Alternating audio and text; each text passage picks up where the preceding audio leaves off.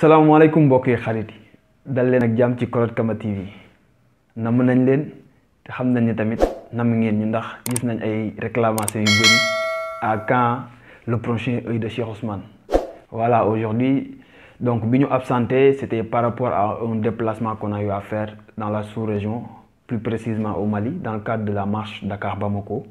moo taxoon ñu xaw a raar tuuti ci actualité yu bëri yu fi jàll. xam naa ne actualité yi fi jaar yëpp moom buñ ci naree wax day xaw a compliqué donc dañuy jubal direct ci benn boo xam ne daf ñu interpellé boo xam ni ça fait des jours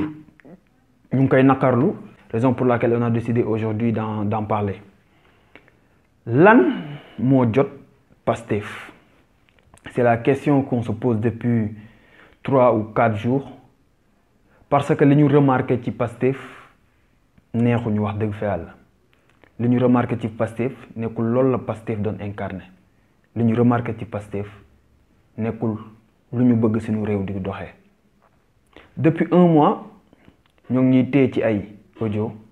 vidéo sextape bu dul jeex. waaw xeex baax na wante bu dee da ngay xeex te ki ngay xeexal nga ne moom mooy camp bu bon bi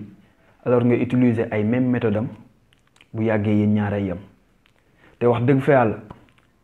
Pastef bi muy soog a dugg ci langue politique gi li ñu jaay mooy la politique autrement, la politique par des idées, la politique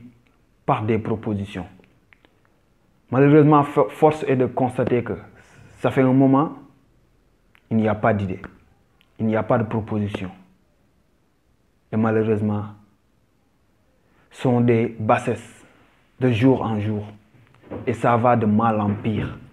Et il faut qu'on le dise. Tey dañuy am lu ñu metti bu ñu xoolee depuis ay weer lii di waa Pastef amul dara lu ñu proposé askan wi ne noonu la ñu bëggee yor réew mi te alors que présidentielle yi 2 ans rek moo ci des. li ñu doon xaar ci ñoom tey mooy di ñu jox ay programme wàllum éducation bu ñu leen joxee réew mi en 2024 lan lañ ci war a def wàllum dundu gu seer bu ñu leen joxee réew mi en 2024 lan lañ ci war a def wàllum santé bi nga xam ne moo lëmbee tamit réew mi bu ñu leen joxee réew mi en 2024 lan lañ ci war a def foofu lañ doon gën a xaar que ay génne ay audio Tange que génne ay vidéo wu Fat Ndiaye Fouta Tampi que génne ay audio wu Mamour Diallo gaa loolu day permettre vérité bi ak éclater wante wax dëgg fa yàlla li Fatou Ndiaye Fouta Tampi di def ci vie privée intéressé wuñu li Tange Tandian di dóor ay politiciens intéressé wuñu li ñu intéressé mooy suñu réew yan idée ak yan proposition la waa Pastef di indi pour ñu jox leen réew mi wóolu leen pour réew mi mën a jëm kanam. Tey bu ñu xoolee amul dara loo xam ni mën nañ ko différencier entre Pastef et les professionnels de la politique comme quoi ni ñuy wax rek politique dafa salte te day wàlle. Malheureusement Pastef bu ñu jugewul ci dynamique bii ñu ne il risque d'être des politiciens comme tous les autres. kon tey loolu moo waral ni il faut que Pastef xoolaat taxawaayam. mënuñu généraliser nag ne Pastef yëpp la mënuñu généraliser ni leaderu Pastef yëpp ñooy def loolu mais comme niñ ko xamee Pastef lu ko propulsé mooy les réseaux sociaux et c'est dans les réseaux sociaux que yooyu ñu lim yëpp di xewee alors que waa Pastef ni ñu utiliser réseaux sociaux ba propulser Ousmane Sonko au devant ci seen politique bi war nañu utiliser ces mêmes canaux pour jaay sénégalais yi programme boo xam ni bu mucc ayib la pour wax sénégalais yi lan lañ bëgg ci réew mi. am tamit benn incident boo xam ni xaw ma ba xam ab tayef la wala ak ñàkk xam la mais buñ toppee yoon boobu du yoon bu baax parce que gis nañ ci page mafia kàcc-kàcc ñu ne ñoom dinañ xeex candidat Yewwi Askan Wi nga xam ni doon nañ maire ba pare bëgg a cumuler mandat wu député ba mu des Ousmane Sonko loolu wax dëgg fa yàlla teguñ ko fenn. oui Sonko mooy leader bi oui Sonko mooy locomotive coalition bi mais quand des règles sont appliquées à une coalition ça s'applique à toute la coalition sans exception kan mooy Ousmane Sonko ba war a mën a mériter cumuler mandat au détriment des autres c'est pas du tout normal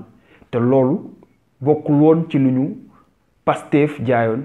bokkul woon ci lu ñu Ousmane Sonko jaayoon yàgg nañ leen a dégg ñuy ŋàññi cumul de mandat kon tey occasion la leen histoire jox pour ñu affirmer seen idée yooyu noonu pour wan ñu nekkul woon ay waxi politiciens kese mais ay wax yu ñu gëmoon lañ te ay wax yu dëgg la ci ñoom kon tey war nañoo xoolaat position boobu xaw ma nag ñoom kan moo leen mandaté pour ñoom ñooy lijjanti lu nekk Yewwi Askan Wi ou pas mais tey war nañoo xoolaat seen bopp te loolu xam ni teguñ ko fenn bu règle di appliqué wu na appliqué ci ñëpp Ousmane Sonko moo opté doon candidat à la mairie de Ziguinchor Ziguinchor waay jox ko confiance fal ko ci score bu am solo kon tey li ko war mooy wan Ziguinchor waay que ne fonk naa leen te li ma doon wax naa ko def créer un laboratoire au niveau de Ziguinchor ba sénégalais yépp xam ni kat kii liggéeykat la ndax nii la def Ziguinchor fii la Ziguinchor jóge fii la ko indi loolu mooy défi bi kon mbokk yi xarit yi loolu moo nekkoon jàngatu bés bi gaa tàmmuñu di wax ci ab benn partie spécifiquement mais dafa am lu ñu seetlu loo xam ni wax dëgg fa yàlla neexuñu te quoi qu'on puisse dire on peut avoir des divergences avec Pastef on peut avoir des divergences avec l'ensemble des acteurs